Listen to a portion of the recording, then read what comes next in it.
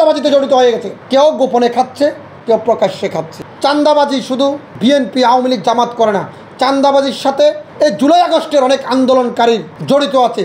1000 টাকার নোট দুইটা একসাথে দেখে নাই, তারা 1 লাখ টাকার ভান্ডিল দেখতেছে এখন 5টা একসাথে। এই ছাত্র মানুষগুলো এত টাকা পায় কই, এত গাড়ি পায় কই? তৃণমূল পর্যায়ে যে সকল চাঁদাবাজি হয় তার সব কিছু ভাগ কেন্দ্র পায়। আগামী নির্বাচন বাংলাদেশে স্বচ্ছ হওয়ার কোনো ধরনের আমি সুযোগ দেখছি না। কারণ এই কারণে দেখছি না, বর্তমান অন্তর্বর্তীকালীন সরকার এক একজনকে এক এক চোখে দেখছে। বিএনপিকে এক চোখে দেখছে, জামাত ইসলামকে এক চোখে দেখছে, এনসিপিকে আরেক চোখে দেখছে। আমরা গত 20 বছর রাজনীতি করি, মাঠে কষ্ট করেছি, পরিশ্রম করেছি।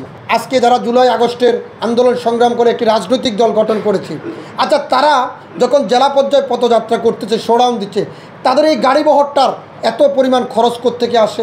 তাদের এই স্টেজ প্রোগ্রামের খরচটা কে বহন করে? তারা তো ছাত্র মানুষ, আন্দোলন সংগ্রাম করেছে, দেশের জন্য উন্নয়নের ভূমিকা রেখেছে। তাহলে এই ছাত্র মানুষগুলো এত টাকা পায় কই, এত গাড়ি পায় কই?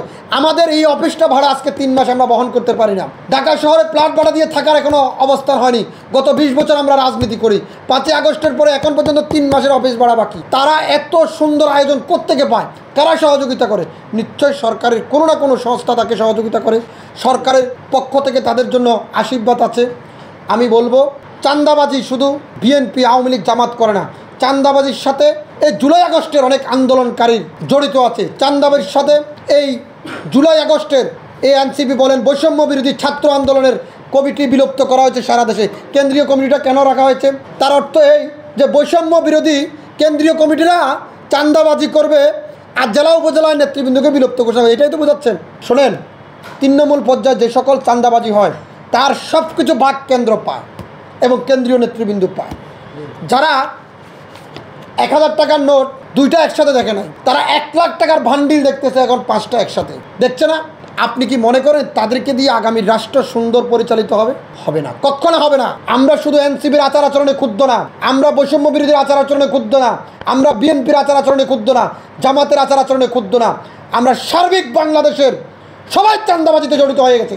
কেউ গোপনে খাচ্ছে, কেউ প্রকাশ্যে খাচ্ছে। সরকার আগে চাঁদাবাজদেরকে বন্ধ করুক, সরকার আগে দুর্নীতি বন্ধ করুক, সরকার স্বাস্থ্যখাতে উন্নয়ন করুক, সরকার দৃশ্যমান কিছু করে দেখাক। এই ছায়া সংসদকে বন্ধ করতে হবে। এটি আমি বলবো, এটিএন বাংলার ছায়া সংসদ প্রতিদিন সকালে কিসের ঐক্যমত কমিশন গঠন, কিসের গঠন? এটা এতদিন লাগে একটা ঐক্যমত কমিশন গঠন করতে? এতদিন লাগে? সরকার পতন করতে যদি 1 মাস লাগে, 17 বছর একটি সরকারকে হটিতে 1 মাস লাগে, কিসের ঐক্যমত কমিশনের লাগে?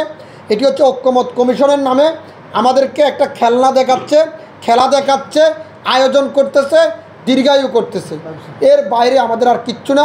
নির্বাচন কিভাবে বিলম্বিত করা যায় সে চেষ্টা করতেছে। অরাজনৈতিক লোক দিয়ে রাজনীতি হয় না।